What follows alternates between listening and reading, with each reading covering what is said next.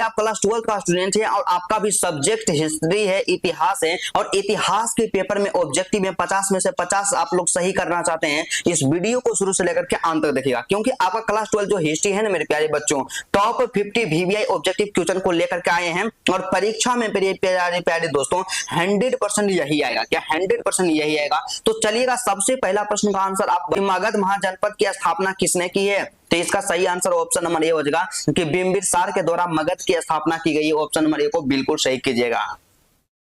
उसके बाद दूसरा प्रश्न हमारे पास दिया गया है 2 नंबर का, तो चलिए सभी बच्चे इसका आंसर देते चलिएगा। 2 नंबर का प्रश्न हमारे पास दिया गया है कि भारतीय संविधान सभा के अस्थायी अध्यक्ष कौन थे बाबू? तो देखिए याद रखिएगा, भारतीय संविधान सभा के अस्थायी अध्यक्ष कौन थे? Doctor Rajendra Prasad. Option number B को बिल्कुल आप सही कीजिएगा। और उसके बाद अगला जो प्रश्न हमारे पास 3 नंबर का दिया गया है, तो 3 नंबर क्वेश्चन का कहना है ना दोस्तों कि हड़प्पा सभ्यता का सबसे बड़ा नगर कौन सा है बाबू? तो याद रखिएगा, मोहनजोदड़ो हड़प्पा सभ्यता का सबसे बड़ा नगर है। ऑप्शन नंबर ए को बिल्कुल आप सही कीजिएगा। एग्जाम में कभी भी दिक्कत नहीं होगा। आप लोग इसी तरह से मेहनत करते रहिएगा। और 4 नंबर प्रश्न हमारे पास आ गया है कि जलियांवाला बाग हत्याकांड कब हुआ मेरे प्यारे प्यारे बच्चा पार्टी? याद रखिएगा 13 अप्रैल 1919 ईस्वी को जलियांवाला बाग हत्याकांड हुआ है। ऑप्शन नंबर ए को मोस्ट इंपोर्टेंट प्रश्न है आपके एग्जाम के दृष्टिकोण से। उसके बाद अगला जो 5 नंबर का प्रश्न दिया गया मेरे प्यारे प्यारे बच्चा पार्टी, कहते हैं ना जी कि जब आंखों में अरमान लिया, मंजिल को अपना मान लिया, है मुश्किल क्या आसान क्या, जब ठान लिया तो ठान लिया। तो चलिए बताइएगा कि इंडिका के लेखक कौन है मेरे प्यारे प्यारे दोस्तों? एग्जाम में कई बार पूछा गया है, इंडिका के लेखक कौन है? मेगास्थनीज है। ऑप्शन नंबर बी को बिल्कुल आप सही कीजिएगा। उसके बाद नेक्स्ट प्रश्न जो हमारे पास दिया गया काफी ज्यादा मोस्ट इंपोर्टेंट है, 6 नंबर का मेरे प्यारे प्यारे बच्चा पार्टी, कि ताजमहल का निर्माण किसने करवाया था मेरे प्यारे प्यारे दोस्तों? तो हम लोग जानते हैं कि ताजमहल का निर्माण जो करवाया था मेरे प्यारे प्यारे बच्चा पार्टी, शाहजहां ने करवाया था। क्या शाहजहां ने? तो ऑप्शन नंबर डी बना लीजिएगा। ऑप्शन नंबर डी में क्या कर दीजिएगा? शाहजहां को बिल्कुल आप सही कर दीजिएगा। उसके बाद अगला जो प्रश्न हमारे पास दिया गया 7 नंबर का, तो इसमें सिंपल सा इसका कहना है ना जी कि मनुस्मृति में कितने प्रकार के विवाह कहने का मतलब क्या होता है मेरे प्यारे प्यारे बच्चों? शादी का वर्णन किया गया। तो याद रखिएगा 8 प्रकार के विवाहों का वर्णन किया गया मनुस्मृति में। ऑप्शन नंबर सी को बिल्कुल आप सही कीजिएगा, बिल्कुल आप टिक करते चलिएगा, ठीक है। उसके बाद 8 नंबर का प्रश्न हमारे स्क्रीन पे दिया गया, इसका सिंपल सा कहना है कि दिल्ली चलो का नारा किसने दिया? सब बच्चा जानता है कि दिल्ली चलो का नारा सुभाष चंद्र बोस के द्वारा दिया गया है। ऑप्शन नंबर बी को बिल्कुल आप सही कीजिएगा। और उसके बाद अगला जो प्रश्न हमारे पास 9 नंबर का दिया गया है, तो 9 नंबर क्वेश्चन में है कि विजयनगर साम्राज्य की स्थापना कब हुई है? मेरे प्यारे दोस्तों याद रखिए आप, विजयनगर साम्राज्य की स्थापना 1336 ईस्वी में हरिहर और बुक्का नामक 2 भाई ने किया था। काफी ज्यादा वायरल प्रश्न है, एग्जाम में कई बार लगातार पूछ लिया गया था, ठीक है। उसके बाद अगला जो प्रश्न हमारे पास दिया गया, इसका आप लोग सभी बच्चे इसका आंसर बताइएगा मेरे प्यारे प्यारे दोस्तों कि अस्थाई बंदोबस्त मतलब लॉर्ड कॉर्नवालिस कोड कब लागू किया गया था? तो अस्थाई बंदोबस्त को जो लागू किया गया था याद रखिएगा 1793 में। कब लागू किया था? 1793 में। ऑप्शन नंबर बी को बिल्कुल सही कीजिएगा। और उसके बाद 11 नंबर का प्रश्न है हमारे स्क्रीन पे आ गया कि सांची का स्तूप भारत के किस राज्य में स्थित है बाबू? याद रखिएगा सांची का स्तूप मध्य प्रदेश में है।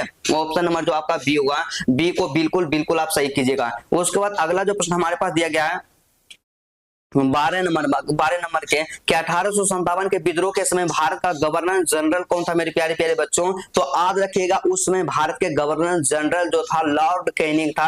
ऑप्शन नंबर बी को बिल्कुल आप सही कीजिएगा। और उसके बाद अगला जो प्रश्न हमारे पास दिया गया 13 नंबर का कि हड़प्पा सभ्यता किस युग की सभ्यता है बाबू? तो हड़प्पा सभ्यता जो है ना दोस्तों याद रखिएगा कांस्य युग की सभ्यता है, कांस्य युगीन सभ्यता है। Option number B is the correct answer है। और वही बात करते हैं नेक्स्ट प्रश्न जो हमारे पास 14 नंबर का दिया गया है, इसका कहना है जी कि पूना समझौता, पूना एक्ट किस वर्ष हुआ था बाबू? तो पूना एक्ट जो हुआ था 1932 ईस्वी में। ऑप्शन नंबर जो आपका ये होगा ए को बिल्कुल आप लगाते चलिएगा, काफी ज्यादा वायरल प्रश्न है। और उसके बाद 15 नंबर क्वेश्चन का सिंपल सा कहना है ना जी कि आइन ए अकबरी कितने भागों में विभक्त है? तो याद रखिएगा 5 भागों में विभक्त है। ऑप्शन नंबर जो आपका डी होगा, डी को बिल्कुल आप सही कीजिएगा, ठीक है। उसके बाद 16 नंबर का दिया गया है कि व्यपगत का सिद्धांत का संबंध किससे है मेरे प्यारे प्यारे दोस्तों। तो व्यपगत का सिद्धांत का जो संबंध है ना बाबू, डलहौजी से। किससे है? डलहौजी से। ऑप्शन नंबर बी को बिल्कुल आप लगाते चलिएगा। और उसके साथ ही साथ नेक्स्ट जो प्रश्न है हमारे पास दिया गया 17 नंबर का बाबू, तो आप बताइएगा कि मौर्य वंश का प्रथम शासक कौन था मेरे प्यारे प्यारे दोस्तों। तो चंद्रगुप्त मौर्य मौर्य वंश के प्रथम शासक थे। ऑप्शन नंबर बी को बिल्कुल आप लगाते चलिएगा। उसके बाद हमारे पास 18 नंबर का प्रश्न दिया गया है ना विनोद। इसका कहना है ना बाबूआ कि भारत छोड़ो आंदोलन किस वर्ष शुरू हुआ था। तो सभी बच्चे याद रखेगा, भारत छोड़ो आंदोलन जो शुरू हुआ था 1942 ईस्वी में, 1942 में। ऑप्शन नंबर जो आपका सी हुआ, सी को बिल्कुल आप लगाते चलिएगा प्यारे प्यारे भाइयों। उसके बाद अगला जो प्रश्न हमारे पास दिया गया है क्या है, 19 नंबर का। तो इसका कहना है ना जी कि कुंडलबन मतलब कि कश्मीर में चतुर्थ बौद्ध संगीति किसके शासन काल में हुई थी। तो किसके शासन काल में हुई मेरे प्यारे बच्चों, याद रखिएगा कनिष्क के शासन काल में हुआ था। ऑप्शन नंबर जो आपका यहाँ से डी होगा ना जी, आप डी को बिल्कुल सही कीजिएगा।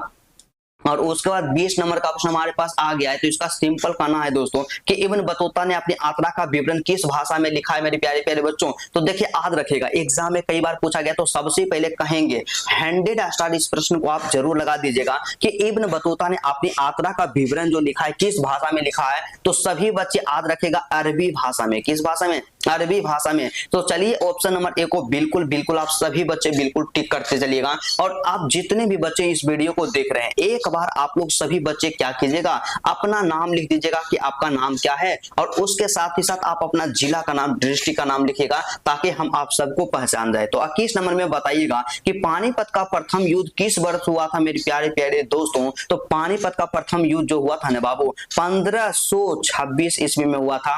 ऑप्शन नंबर बी को बिल्कुल सही कीजिएगा। पानीपत का प्रथम युद्ध वाला एग्जाम में कई बार पूछा गया लगातार, इसको इंपोर्टेंट कीजिएगा, आपको बता दिए। ठीक है, बताइएगा कि महात्मा गांधी ने दांडी यात्रा कहां से शुरू किया था मेरे प्यारे प्यारे रसगुल्लों। तो महात्मा गांधी ने दांडी यात्रा जो शुरू किए थे साबरमती से किए थे। ऑप्शन नंबर बी को बिल्कुल सही कीजिएगा। और उसके बाद 23 नंबर का प्रश्न हमारे पास दिया गया है ना बाबू कि भारतीय संविधान के प्रारूप समिति के अध्यक्ष कौन थे। तो देखिए भारतीय संविधान के प्रारूप समिति के अध्यक्ष के बारे में बात करते हैं तो बी.आर. अम्बेडकर, डॉक्टर भीमराव अम्बेडकर थे।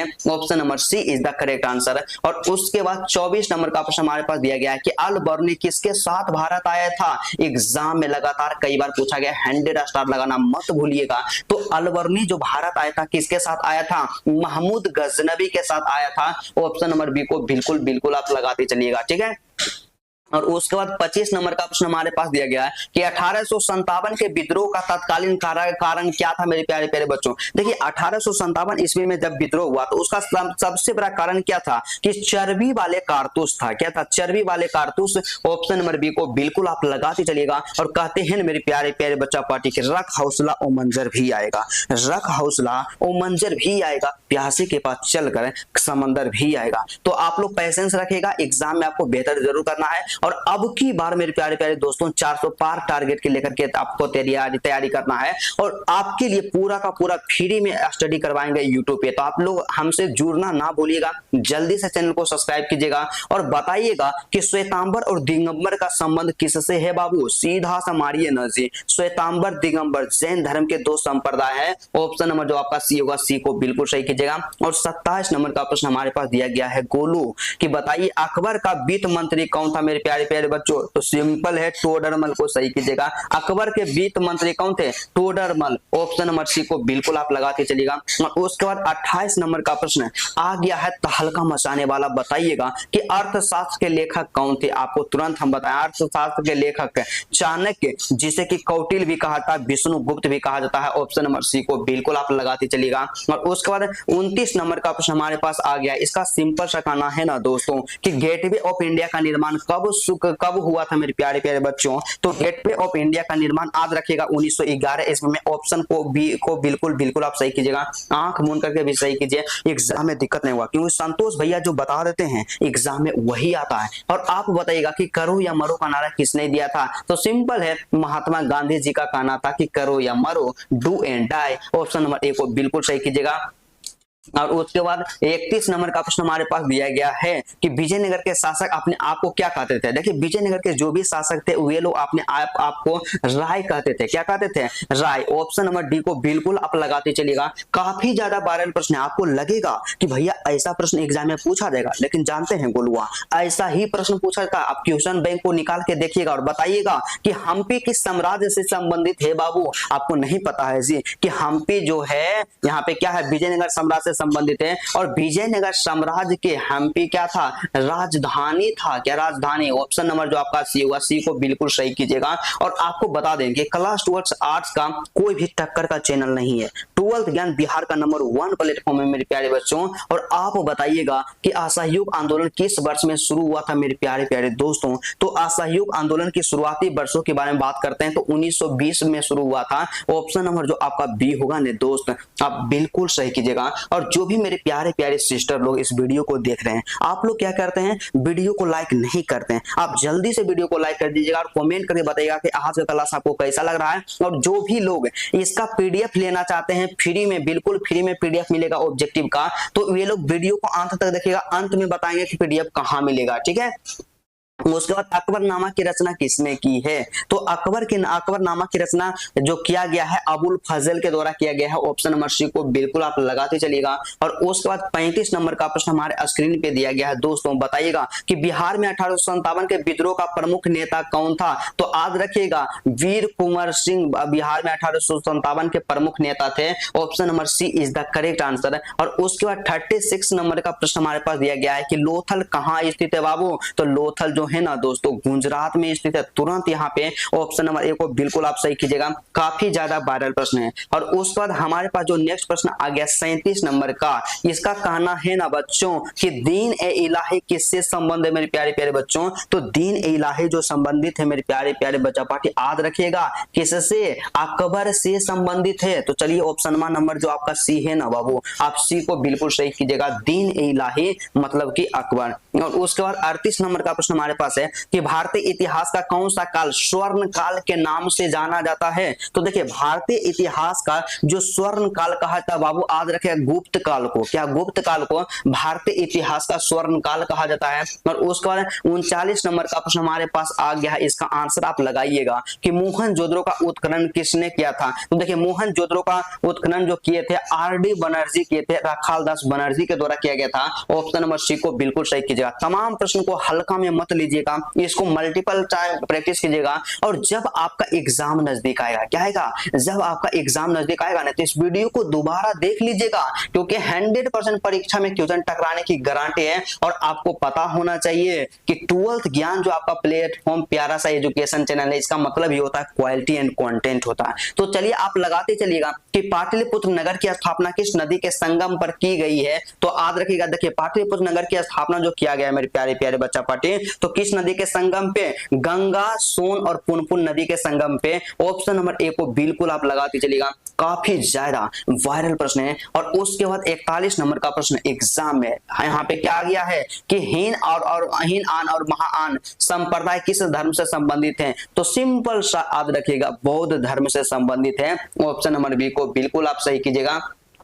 और उसके बाद नेक्स्ट जो प्रश्न हमारे पास दिया गया 42 नंबर का, तो चलिए इसका आंसर बताइएगा कि प्रयाग प्रशस्ति की रचना किसने की है? तो याद रखिएगा बाणभट्ट के द्वारा किया गया है। ऑप्शन नंबर बी को बिल्कुल बिल्कुल सही कीजिएगा। लेकिन यहाँ पे आपका गलत हो जाएगा। हर एक बच्चा यहाँ पे क्या करते हैं, इसका आंसर बाणभट्ट कर लेते हैं। आपका आंसर बिल्कुल बिल्कुल गलत होगा मेरे प्यारे प्यारे दोस्तों। तो इसका आंसर क्या होगा भाई? तो देखिए प्रयाग प्रशस्ति जो है ना बाबू, इसकी रचना जो किया गया है हरिसेन के द्वारा किया गया है। ऑप्शन नंबर सी को बिल्कुल सही कीजिएगा, एग्जाम में दिक्कत नहीं होगा। और उसके बाद 43 नंबर का प्रश्न हमारे पास आ गया। इसका सिंपल सा कहना है ना बाबू कि स्थापत्य कला का सबसे अधिक विकास किसके समय में हुआ है? तो किसके समय में सबसे अधिक विकास हुआ है? तो शाहजहां के समय में हुआ था।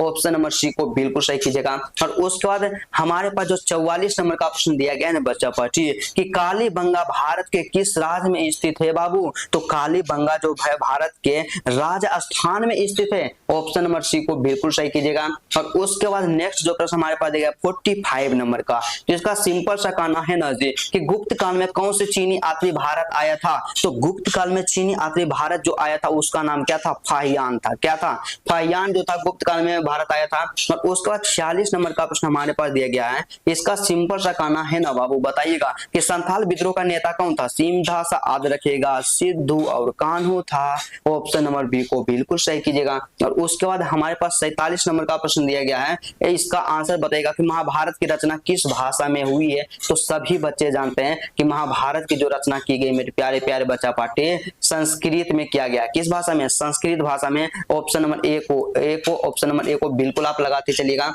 और उसके बाद नेक्स्ट जो प्रश्न हमारे पास दिया गया 48 नंबर का, इसका भी सिंपल सा कहना है कि सिंधु घाटी सभ्यता में विशाल स्नानागार के अवशेष कहां से मिले हैं। तो याद रखिएगा मोहनजोदड़ो से मिले हैं। कहां से, विशाल स्नानागार के अवशेष मोहनजोदड़ो से मिले हैं। और उसके बाद नेक्स्ट जो प्रश्न हमारे पास दिया गया है 49 नंबर का, तो इसका भी सिंपल सा कहना है कि मुगल काल में चित्रकला का स्रोत किसके समय में हुआ है। तो सबसे ज्यादा मतलब विकास मुगल काल में चित्रकला का किसके समय में हुआ था। तो सभी बच्चे याद रखिएगा जहांगीर के समय में। ऑप्शन नंबर सी को बिल्कुल सही कीजिएगा।